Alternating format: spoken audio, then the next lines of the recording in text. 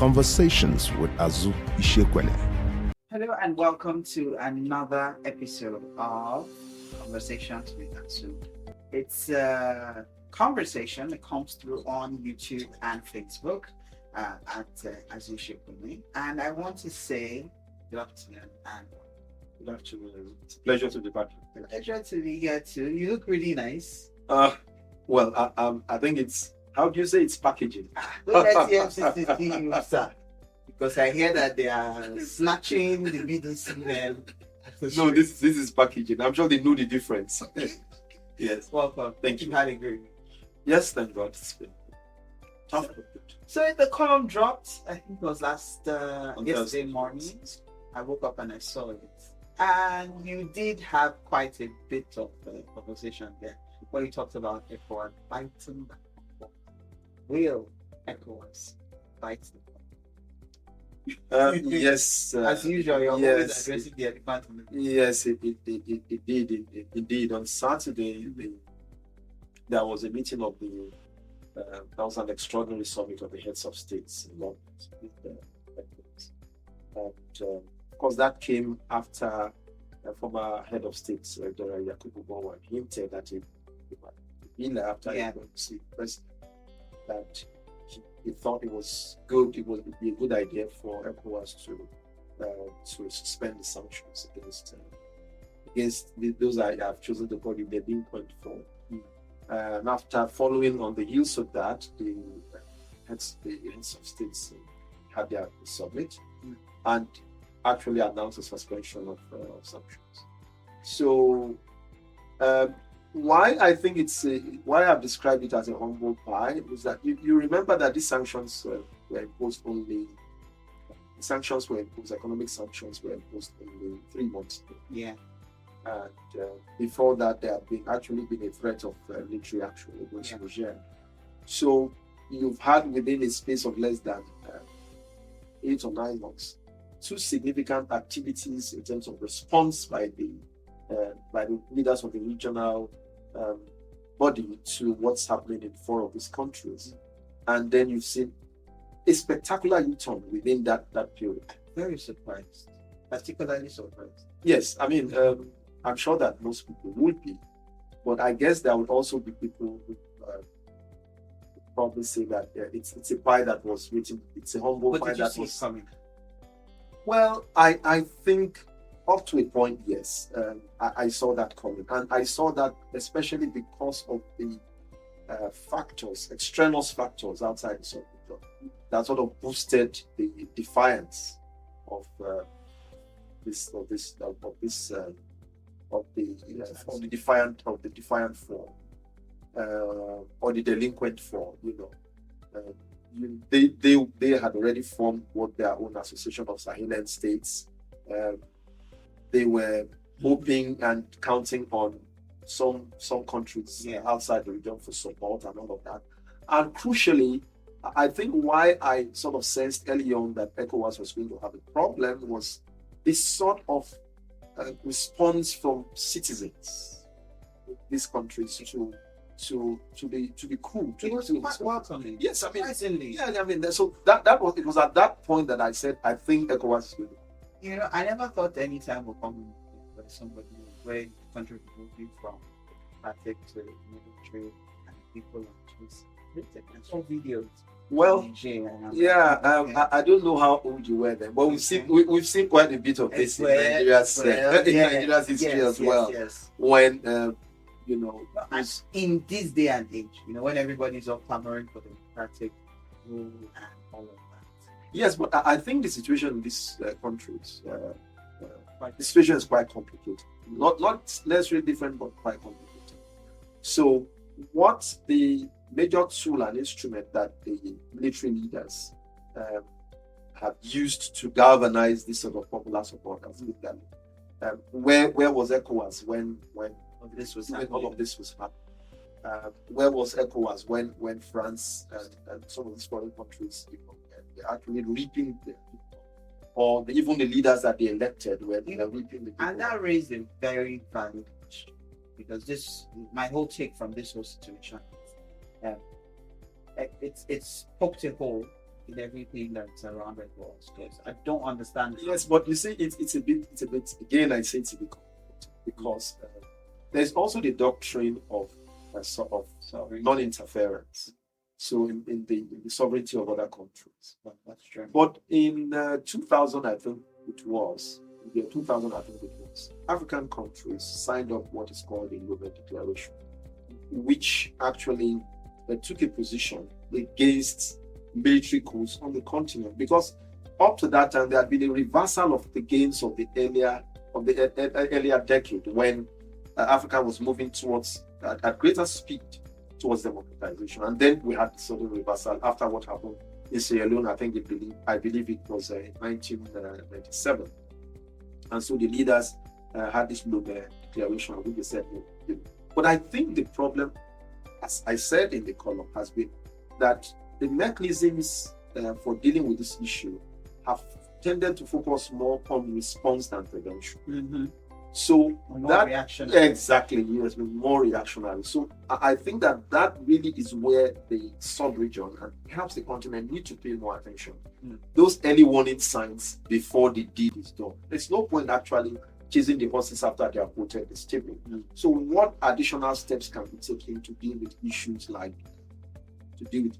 governance, to deal with issues like transparency, transparency in elections, yes, and Conversations with Azu Ishekwele. Most people are not able to express their will at elections. So what and corruption and all of these things. So these are some of the and issue of rampant poverty. Of course, the ECOWAS has had tremendous value in terms of the role that you can't just dismiss it. As I said also in my comments, apart from Southern African development, ECOWAS is probably one of the most sought after and well-modeled regional body. But then you see that over the years, things are changing, and it's important for leaders in the sub-region to pay attention. So those early warning signs that we see sort of outcomes. So in all of this, I can't help but think, for lack of a better word, Nigeria is serious. Well, no, you see, the thing again is that you can't. Nigeria and Ghana are regional powerhouses, and of course, I'm sure that there will be people who say no. But also keep in mind that Nigeria is a country that has witnessed at least nearly half a dozen successful coups in the last, in as much as that is. So there is the element of self-interest in the response of the regional leaders and regional powerhouses to the things that happen. But it is how that response was calibrated. I think that's where the problem. See, we've enjoyed significant help and cooperation in West Africa, especially in terms of dealing with insurgencies. Exactly, the multinational force that deals with insurgencies. So that framework is also now changing, and also 30% of the trade. It's informal. And the borders are so porous. I mean, I get that. Yes. But now that we can't really use the big air space like we used to, and now some ECOWAS states now fighting the Humble Pie Heal, it just makes me think that, maybe our president could have handled stuff a lot easier. And bearing in mind that something like this eventually could have happened, and now it's happened, and now it doesn't even look good. So why did we sacrifice the personal relationship between Nigeria and Niger? Because to me, it just feels like leading back. Yes, how do they say it? Hindsight is always 20/20. So yes, I guess that is how. I picked something. But you see, I think the point, I would not personalize it and heap all the blame, so to speak, on Nigeria or Nigeria's president.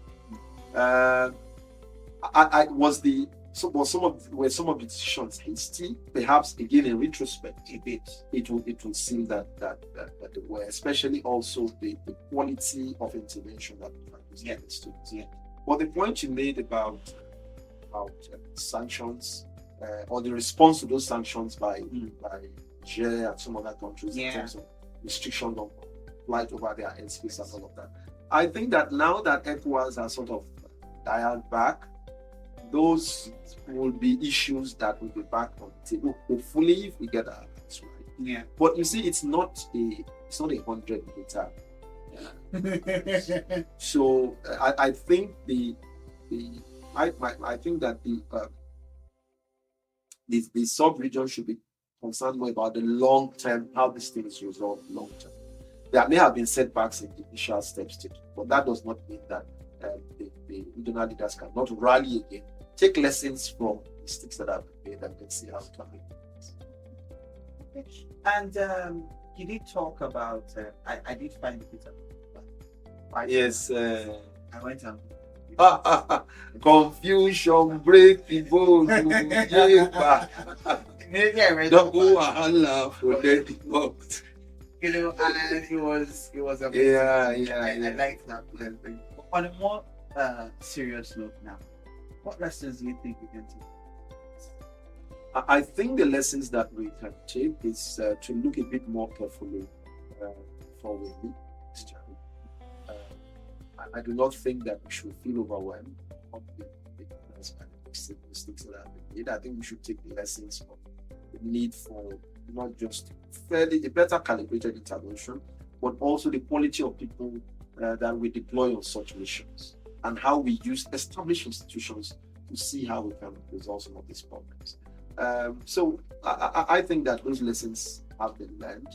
I do hope, although I doubt very much, that this delinquent four will not push their luck too far. They've been offered the olive branch. I think that they should take it for the benefit of their citizens and the entire society. That's it to see that should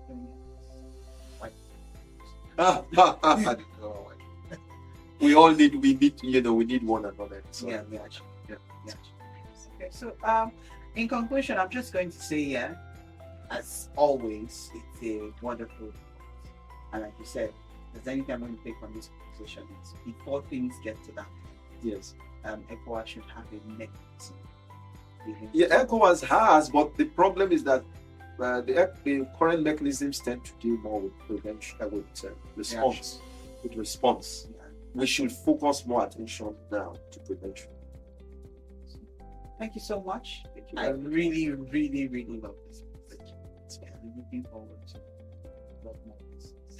Thank you so much. Thank you so much. So you can catch this episode and previous episodes, and of course future episodes, on Facebook and YouTube. It's @social. Also, you can read up. It's on the website www.leadership.com, and of course it features on the Leadership newspaper. It does. Yeah. So a number of other newspapers in the country. Yeah, global. Thank you, and see you next time. Conversations with Azu Ishekwele.